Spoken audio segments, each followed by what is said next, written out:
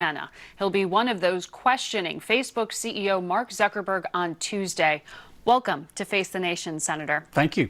Facebook has acknowledged that some of its search tools were used by malicious actors to obtain information, and also that 87 million users had private information shared with other organizations without their consent. What do you need to hear from Mark Zuckerberg? I don't want to hurt Facebook. I don't want to regulate them half to death. But we have a problem. Our promised digital utopia has minefields in it.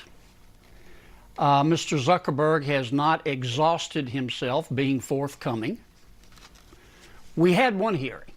Mr. Zuckerberg sent his lawyer, very bright, very articulate, could talk a dog off a meat wagon, but he didn't say anything. And my biggest worry in all of this, and I have many, many questions, Mr. Zuckerberg, but my biggest worry with all this is that the privacy issue and what I call the propagandist issue are both too big for Facebook to fix. And that's the frightening part. Too big for Facebook to fix. Does that mean that lawmakers like you need to seek regulations to fix it for them? It may be the case. I would rather do it with Facebook and the other social media platforms. Look, we've got to talk about the initial bargain. Is it fair for me to give up all of my personal data to Facebook and apparently everybody else in the Western Hemisphere in exchange for me being able to see what some of my high school buddies had for dinner Saturday night? Who owns my data? Do I own it, or does Facebook own it? The service agreement with Facebook, it's written in Swahili. Nobody understands it. Should I have the right to opt in as opposed to opt out, put the burden on Facebook? Should I have the right to erase my data? Should I have the right to demand that Facebook get my permission before it sells the data? We all know that poison is being spread on social media, not just Facebook. How are we going to stop it? And by the way, while we're talking about that, what's poison? First Amendment concerns. I mean, these are very deep issues, and they're bigger than Cambridge Analytica. They absolutely are. But some would say, look, is it really something that Facebook needs to police themselves, or should Americans essentially have known better in that they're putting that private information out there? Facebook knows more about its business, its algorithms, its methodology than any of us in Congress do. I'm hoping that Mr. Zuckerberg will come to the table and say, okay, here are the problems, here's some suggested solutions, let's talk it through together. But you know, some people respond when they see the light. Others have to feel the heat. And these issues are not going away. And let me say it again, I do not want to hurt Facebook. It's done a lot of good. But how do we preserve the good things about Facebook while mitigating the obvious detrimental effects of it? It is a minefield in many respects. Facebook already said ahead of this hearing that they're going to start disclosing to its users whose information may have been, they don't like the word breached, but shared with others. And they're also talking about now requiring buyers of political ads to confirm their location and identity and display labels saying that these were paid for ads.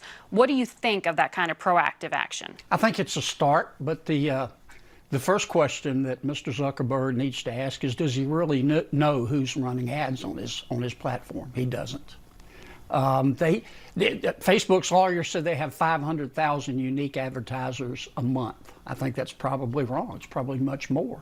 I don't think they know who's running ads and issue campaigns. We need to talk about how we're going to find out. And again, you're going to get off quickly into First Amendment issues as well. Right. I don't want Facebook to censor what I can see in all respects, but I do want them to stop the fake news. I do want them to stop people from running advertisements on Facebook that encourages the genocide of the Rohingya Muslims in Burma. These are deep issues. They're not going to go away, and we're not going to conclude this in one hearing.